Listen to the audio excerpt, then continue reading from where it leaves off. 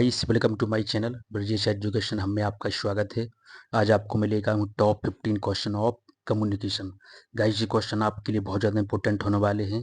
इस क्वेश्चन में आपको हिंदी प्लस इंग्लिश मिलने वाली है एंड यह क्वेश्चन आपको एग्जाम में बार बार परेशान करने वाली क्वेश्चन है। मोस्ट पीवाई की क्वेश्चन है जो बार बार एग्जाम में रिपीटेड होते हैं।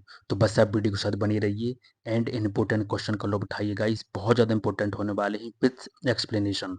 आपको व्याख्या शायद भी इसकी मिलेगी एंड टॉप 15 क्वेश्चन है।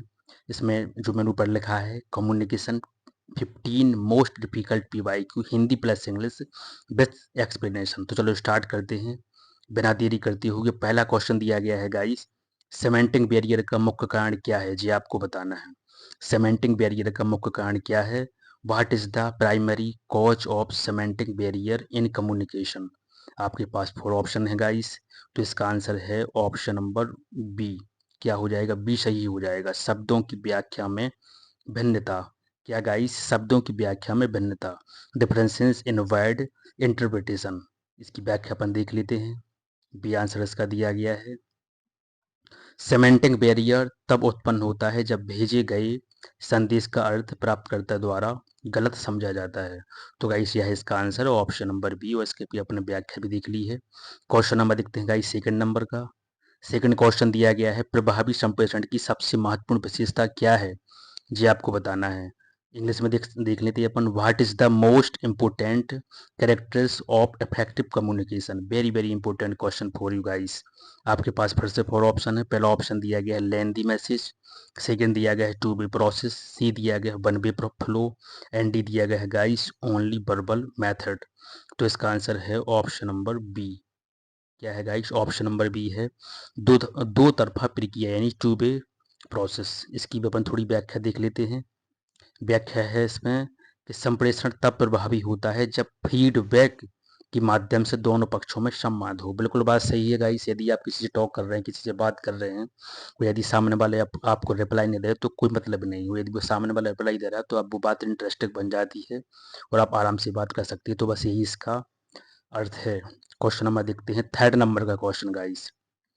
नॉइज शब्द संप्रेषण में किसका संकेत करता है? जी आपको बताना है। What does the term noise indicate in communication? Very very important question for you. PYQ है, ऑलरेडी पेपर में पूछा गया है। ये ध्यान दें, आप पेपर में पूछा गया है गाइस ये क्वेश्चन। इसलिए आपको पता है जो एनटी है क्वेश्चन है वो उठा दिए 3 से 4 साल पुराने, क्योंकि तब तक वहाँ तक तो स्टूडेंट पहुँच भी नहीं पाते हैं। स्टूडेंट पढ़ते रिसेंटली वाले कि 25 में कौन आया, 24 में कौन आया है। तो यदि 2 से 3 साल पुराने पीवाईक्यू पे आपको पता है ऑलरेडी, तो वहाँ से वो उठाएगी, वो आपको रिपीट कर देगी। रिसेंटली वाला भी कोई कोई क्वेश्चन डाल देती है। तो आपको हर प्रकार की पीवाईक्यू से रूबरू होना जरूरी है गाइस। तो गाइस इसका आंसर क्या हो सकता है? इसका आंसर है गाइस ऑप्शन नंबर सी, व्यवधान हो जाएगा, इंटरफेरेंस हो जाएगा। मतलब कि आपको पता ही है, या जैसे अपन बोलते ना, यदि अपन बात कर रहे हैं, बात करने में अपन बोल देते इंटरफेयर मत करो बीच में, बस वही उसी का शब्द बन गया इंटरफेयर से व्यवधान। इसके बारे में अपन थोड़ा देख लेते हैं। इसमें लगा है guys, noise refers to any disturbance that affect the clarity और अंडरस्टैंडिंग ऑफ द मैसेज। तो आप समझ सकते हैं यही इसका रीजन है। क्वेश्चन अपन को देखना है गाइस फोर्थ नंबर का क्वेश्चन। मास कम्युनिकेशन का उदाहरण कौन सा है? जी आपको बताना है। इंग्लिश में देख लेते हैं। Which of the following is an example of mass communication. तो very very important question for you guys. इसका आंसर क्या हो सकता है गाइस आपके अकॉर्डिंग? तो गाइस इसका आंसर ऑप्शन नंबर बी। क्या हो जाएगा? ऑप्शन नंबर इसका बी सही हो जाएगा। समाचार चैनल यानी न्यूज चैनल। क्वेश्चन दिया गया है कि मास कम्युनिकेशन का उदाहरण कौन सा है? तो इसका आंसर है गाइस न्यूज चैनल है। देख लेते हैं अपन ऑप्शन, वैसे आपको आंसर दिख ही गया है। तो जैसे कि मास कम्युनिकेशन एड्रेसेस आ लार्ज हेट्रोजीनियस ऑडियंस विया मीडिया। आपको पता ही है मास कम्युनिकेशन मतलब होता है कि जैसे मीडिया का मतलब थोड़ी किसी एक आदमी की पर्टिकुलर थोड़ी होती है। मीडिया मतलब कि in the world, in whole country. उसकी फ़ायदा सभी को मिलेगी। वो न्यूज़ जो उसमें वायरल हो रही है वो सभी को उसका फ़ायदा मिलेगी, सभी उसको सुन सकते हैं। तो बस वही है मास कम्युनिकेशन यानी इन ऑडियंस। क्वेश्चन नंबर देखते हैं गाइस 5 नंबर का।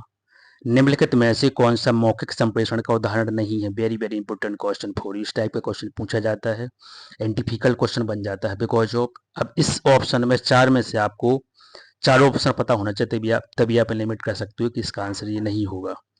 विच of the following is not an example of verbal communication. आपके पास कितने ऑप्शन दिए गए, 4 ऑप्शन फिर से दिए गए हैं, आपको उसमें बताना है। तो इसका आंसर अपन देखते हैं, इसका आंसर है गाइस सी है। क्या है गाइस?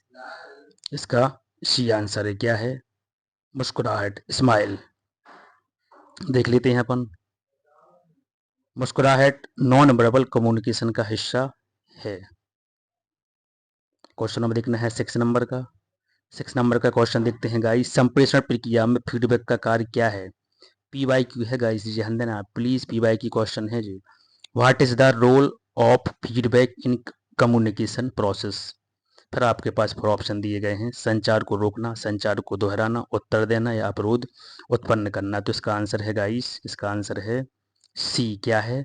रिस्पॉन्डिंग है। क्या है इसका आंसर है गाइस? इसका आंसर हो जाएगा रिस्पॉन्डिंग, सी हो जाएगा उत्तर देना। नेक्स्ट क्वेश्चन देखते हैं गाइस। नेक्स्ट क्वेश्चन अपन को इसके बारे में थोड़ा देख लेते हैं। फीडबैक दर्शाता है कि श्रोता ने संदेश को कैसे ग्रहण किया है। बिल्कुल आपको पता ही है, फीडबैक यही दर्शाएगा, आपको रिप्लाई देगा कि आपने उस बात को किस तरीके से रिसीव किया है। 7 नंबर का क्वेश्चन देखेंगे अपन। 7 नंबर का क्वेश्चन दिया गया है इस चैनल का संप्रेषण में क्या अर्थ है? भार Dutch channel mean in communication. तो आपको आंसर इसका देखी गया होगा, क्या है? मीडियम है वो, माध्यम है। ऑप्शन नंबर इसका सी सही हो जाएगा। देखते हैं। चैनल वह माध्यम होता है जिसके द्वारा संदेश भेजा जाता है, जैसे टीवी, ईमेल, आवाज, ETC। 8 क्वेश्चन देखते हैं। ये क्वेश्चन पूछा गया है काइनेसिस से, क्वेश्चन पूछा गया है, PY की क्वेश्चन है। इस टाइप के क्वेश्चन को आपको बिल्कुल घोर के पी लेना है। इस टाइप के क्वेश्चन मोस्ट इंपोर्टेंट है, रिपीट होना ही है। 1-2 क्वेश्चन बिल्कुल आपको वहाँ मिलने ही वाले क्वेश्चन है, सिर्फ इन 15 क्वेश्चन में से। काइनेसिस किसका अध्ययन है जी, आपको बताना है। Kinesis is the study of, तो आप बता सकते हैं आवाज का है, शब्द का है, शरीर की भाषा है या संकेत सिंबल है। तो आपको पता ही काइनेस, आई थिंक इसका आंसर है सी। क्या है? मतलब जो ये शरीर की भाषा है। कैसे? काइनेसिस में बॉडी मूवमेंट, जैसे गेस्चर, पोस्चर, फेशियल एक्सप्रेशन आदि इत्यादि से सारी चीज़ें होती हैं, किसमें? काइनेसिस में होती है। तो ऑप्शन नंबर इसका सी सही हो जाएगा। क्वेश्चन नंबर अपन देखते हैं गाइस 9 नंबर का। गाइस, क्विक रिवीजन है एंड द लास्ट रिवीजन है। आपको पता ही है कि बस 2-3 दिन बाद 25 से क्वेश्चन एग्जाम स्टार्ट होने वाले हैं, तो यू हैव ओनली 2 या 3 days for the revision. Quick revision है जी प्लीज़, तो आपको हर क्वेश्चन को वेरी सीरियस तरीके से देखना है गाइस। 9 नंबर का अपन क्वेश्चन देखते हैं कि निम्न में से कौन सा संप्रेषण का अवरोधक नहीं है, जो आपको बताना है। Which of the following is not a barrier to communication? Which of the following is not a barrier to communication? क्या है? नॉइज है या स्पष्टता है या व्याकरण की त्रुटिता यानी ग्रामर एरर है, या इसका आंसर हो जाएगा पूर्वग्रह है। तो गाइस, क्या इसका आंसर हो सकता है आपके अकॉर्डिंग? तो गाइस, इसका आंसर हो जाएगा बी सही है। इसका आंसर क्या हो जाएगा? बी सही है, स्पष्टता यानी क्लैरिटी हो जाएगा। ऑप्शन नंबर इसका बी सही है। इसके बारे में अपन देख लेते हैं। थोड़ी इंग्लिश में लिख दिया है, clarity enhance communication, others act as barrier. Question number अपन देखते हैं नेक्स्ट नंबर का। 10 नंबर का अपन को क्वेश्चन देखना है गाइस। डाउनवर्ड कम्युनिकेशन का एक उदाहरण क्या हो सकता है? What can be N example of downward communication? Very very important for you guys question. इसका आप आंसर बताएं प्लीज। क्या हो सकता है गाइस इसका आंसर आपके अकॉर्डिंग? इसका आंसर है guys option number B, boss का निर्देश देना, मतलब बॉस का निर्देश देना। डाउनवर्ड कम्युनिकेशन का एक उदाहरण क्या हो सकता है? तो ऑप्शन नंबर इसका बी सही ही है। थोड़ी आप इंग्लिश में देख लें। Downward communication flow from higher authority to subordinate. Option number इसका बी सही है। नेक्स्ट क्वेश्चन देखते हैं। इसमें दोनों में हिंदी इंग्लिश दी गई, तो थोड़ी आपको यहाँ पर इजी फील होगा, इजीनेस फील होगा। क्वेश्चन नंबर देखते हैं 11 नंबर का। ग्रेप बाइन कम्युनिकेशन किससे संबंधित है? PYQ है, पूछा गया है जी क्वेश्चन। ग्रेप वाइन कम्युनिकेशन किससे संबंधित है? Grapevine communication is related to, फिर आपके पास 4 ऑप्शन दिए गए हैं गाइस।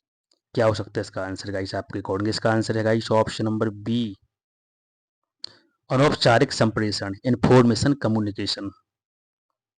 यस, तो इसके बारे में लिखा है, थोड़ा सा लिख दिया है। Grapevine means informal unofficial communication within organising. तो गाइस यही इसका एक्सप्लेनेशन है, यानी व्याख्या है। बट व्याख्या से इम्पोर्टेंट है, आपको बस क्वेश्चन को देख लेना है किस टाइप का क्वेश्चन पूछा गया, उसका मीन्स आपको क्वेश्चन के आंसर में समझ में आ गया है कि वो क्या बोलने वाला है आपसे। ग्रेपेवाइन कम्युनिकेशन किससे संबंधित है, तो वैसे आपको यानी अनौपचारिक संप्रेषण, मतलब जिसका कोई फॉर्मल मीन्स न निकले। तो अब नंबर का क्वेश्चन देखते हैं गाइस, ये वेरी वेरी इंपॉर्टेंट क्वेश्चन है। पैरा लैंग्वेज में कौन सा तत्व शामिल होता है, पैरा लैंग्वेज में कौन सा तत्व शामिल होता है, which element is include in para language, भाषा है या शब्दार्थ है, स्वर या गति है या व्याकरण है। तो गाइस इसका आंसर क्या होगा आपके अकॉर्डिंग, इसका आंसर है शी। क्या हो जाएगा गाइस, इसका आंसर हो जाएगा शी, स्वर और गति, टोन एंड पिच। इसके बारे में देख लेते हैं गाइस थोड़ा सा। Paralanguage refers to the non verbal element like क्या लिखा है, intonation, pitch, pace, ETC that effect verbal communication. तो यही इसका व्याख्या है। 13 क्वेश्चन देखते हैं। आपको तो बस क्या करना है कि क्वेश्चन के साथ साथ आंसर पर फोकस करना है। डायरेक्ट आपको वहाँ एग्जाम मिलेगा, आप डायरेक्ट आपको एग्जाम में क्वेश्चन मिलेगा गाइस, तो आप सही करके ही आएंगे, ये मैं दावे से बोल रहा हूँ। बट यदि आपने यहाँ पर सीरियस तरीके से क्वेश्चन को ही रीड किया हो, उस पर पूरा फोकस किया हो, तो क्वेश्चन नंबर देखते हैं गाइस 13 नंबर का। प्रभावी संचार के लिए कौन सा सबसे उपयुक्त तरीका है, what is the most suitable method for effective communication. आपके पास 4 ऑप्शन दिए गए हैं, हिंदी प्लस इंग्लिश में इसके पूरे आंसर हैं। हिंदी प्लस इंग्लिश में गाइस आपको ऑप्शन दिए गए, तो इसका आंसर हो जाएगा option number B.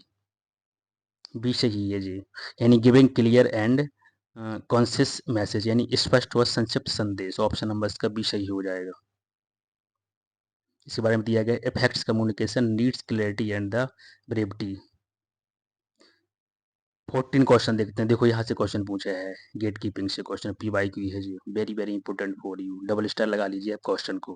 Gate keeping किससे संबंधित है, रिपोर्टिंग से है, संदेश का चयन और नियंत्रण से यानी सिलेक्शन एंड कंट्रोल ऑफ से है, या फीडबैक से है, सर्वेक्षण से है।